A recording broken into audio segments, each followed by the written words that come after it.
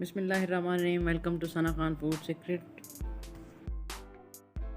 अगर आप हमारे चैनल पर नए हैं तो हमारी वीडियो को लाइक कर दें और चैनल को सब्सक्राइब कर दें और साथ में बने घंटी के निशान को प्रेस कर दें ताकि आने वाली हर नई वीडियो से आप आगाह रह सकें।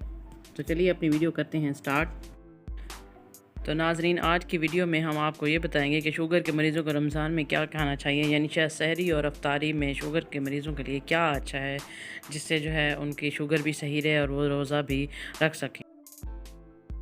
नाजरीन, शुगर पेशेंट का सबसे पहला सवाल ये होता है कि हम किस चीज़ से रोज़ा रखें, फिर किस चीज़ से इफ्तार करें। तो ये जो दो सवाल हैं ये हर शुगर के मरीज़ के लाजमी होते हैं।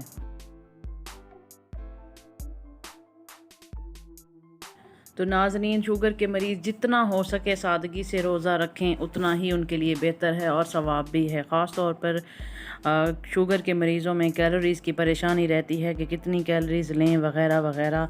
तो सबसे पहले हम शुरू करते हैं कि क्या खाना चाहिए शुगर के मरीज़ों को सहरी और अफ्तारी में।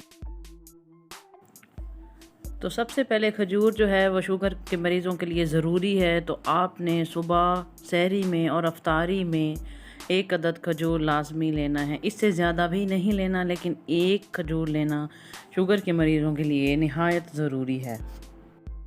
सहरी में आपने एक खजूर खानी है और उसके बाद आपने अपना नॉर्मल खाना, जो सादा खाना आप घर में खाते हैं, आपने वो खाना है। इसके अलावा आपने कोई भी बेकरी आइटम कुछ भी नहीं खाना और कोशिश करें तली हुई चीज़ें, पकौड़े, समोसे वगैरह से भी परहेज़ करें। अफ्तार के बाद से जितना हो सके थोड़ा थोड़ा पानी इस्तेमाल करें और सहरी में भी पानी इस्तेमाल करें। अपनी दवाई लें, अगर आप इंसुलिन लगाते हैं तो इंसुलिन लें, टैबलेट्स लेते हैं तो टैबलेट्स लें। इसके अलावा आपने कुछ भी नहीं खाना। नाज़रीन, रोज़े का मकसद है अपने आप को भूख का एहसास दिलाना कि आपका पेट खाली है और भूखे को भूख कैसी लगती है। तो जो रोज़े का मकसद है वो आपने पूरा करना है, ना कि आप सुबह के वक्त ही, सहरी के वक्त ही आप बहुत सारा खाना खा लें जिससे आपका रोज़ा भी ख़राब हो जाएगा और आपको सारा दिन तबीयत भी आपकी ख़राब रहेगी। कोशिश करें हल्का फुल्का खाएं, सादा खुराक खाएं। जितना खुराक का ख्याल रखेंगे उतना आपकी शुगर लेवल ठीक रहेगी और उतना ही आपकी तबीयत में बेहतरी आएगी। रोज़ा शुगर पेशेंट के लिए नुकसानदेह नहीं है, ये आपने जहन में रखना है, अगरचे आप अपनी सेहत का और डाइट का ख्याल रखें। तो अब बात करते हैं अफ्तारी की। अफ्तारी में आपने एक खजूर लेनी है और उसके बाद आपने सादा पानी पीना है। थोड़ा थोड़ा करके आपने पानी इस्तेमाल करना है और वो शुगर पेशेंट जिनमें एचबी की कमी है वो थोड़े से शरबत में जो है वो बाकी पानी मिला के इस्तेमाल कर सकते हैं। इस आपने फ्रूट चाट आप बना लें जो कि शुगर पेशेंट के लिए बहुत अहम है। आजकल जो फ्रूट मार्केट में अवेलेबल हैं आप उनसे चाट बनाएं, वो उसमें आपको विटामिन मिलेंगे।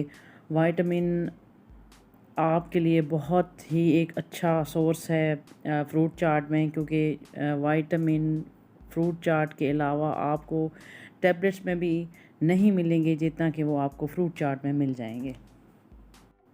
इसके बाद आप नमाज़ पढ़ लें। नमाज़ पढ़ने के बाद आप अपना सादा खाना जो नॉर्मली आप घर में खाते हैं आप वो खाना खाएं।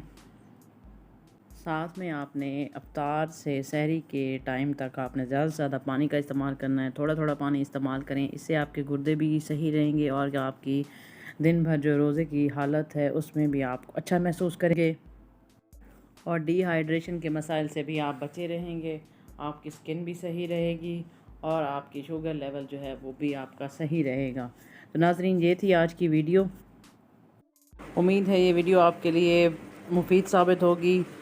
नई वीडियो तक के लिए अपना ख्याल रखें। हमारे चैनल को लाइक, सब्सक्राइब और शेयर लाजमी कर दीजिए। अल्लाह हाफ़िज़।